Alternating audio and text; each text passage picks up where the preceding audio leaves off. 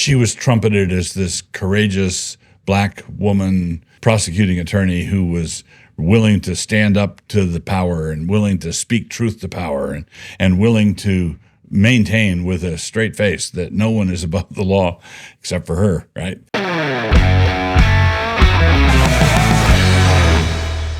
As I'm recording this, it is recent news that the judge over the Fanni Willis case, the judge in the Fanni Willis case that she's bringing against President Trump, former President Trump, has required that her lover, Nathan Wade, resign from the case. He required that either he leave the case or that she leave the case. And his language was pretty rough, but he didn't disqualify Fanni Willis. He said basically, this is a bad situation. This is a pig's breakfast of this doesn't look good. So he made one of them go. There's a number of things about this that are interesting and either cowardly or very, very shrewd. What he's doing is he's preserving his own position. If he removed Fanni Willis from the case outright, then he's jeopardizing his political future. But at the same time, he really hobbled the case. What he did was he said, "This is really bad, and one of you has to go." Well, the structure of that decision means that he said this: if we allowed this to go forward, it would be really bad with the two of you on the case, ignoring that it was really bad up to the point of decision. In other words, a lot of the dirty deeds were already done. The appearance of impropriety, the conflict of interest, all of those things were already in the rearview mirror and were objectively disqualifying.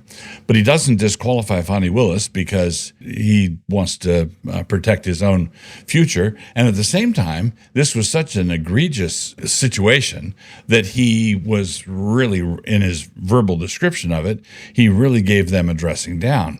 And so consequently, she is still on the case, but has nowhere near the ability to speak with any kind of moral authority at all. You remember back before all this happened, before all this came out, she was trumpeted as this courageous black woman prosecuting attorney who was willing to stand up to the power and willing to speak truth to power and willing to maintain with a straight face that no one is above the law except for her, right? Except for her office, except for her shenanigans. So all of that is gone. All that has disappeared. All of that is gone with the whistling wind. So there is no way that Fulton County case is going to go anywhere. And it looks like the judge there saved his hide. It was not honest, it was not courageous, it was not really good, but it was, I suppose, shrewd. He managed to navigate in such a way as to preserve his own situation.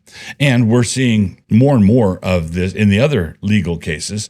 We're seeing the wheels come off there. The whole idea was to have these cases in full swing, Trump having to appear in court instead of being on the campaign trail in the middle of the election, or even better, to have a conviction of a felony going into the election.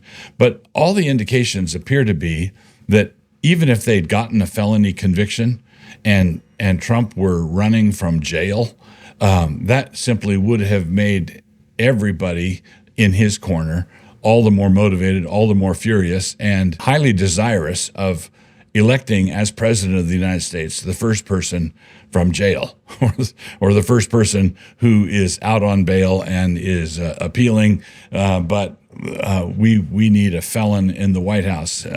We need someone who represents us, because as everyone knows that we are all, with the overregulated state, we are all guilty of committing 3 felonies a day ourselves.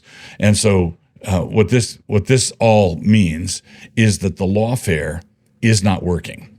Okay, the lawfare is not working. And it is actually working in Trump's favor. In other words, if you were really a deep conspiratorialist, if you really wanted to go down the wormhole, you could perhaps argue that Trump secretly put all these people up to prosecuting him this way, because it has been such a help to him from that famous or infamous mugshot on down. This whole thing has been a disaster for the people who are going after him. So keep your eye on this case and the other Jack Smith case and the New York cases, the tax case and the Stormy Daniels, all of the well, not Stormy Daniels, the other one, the other lady. Anyway, there you go.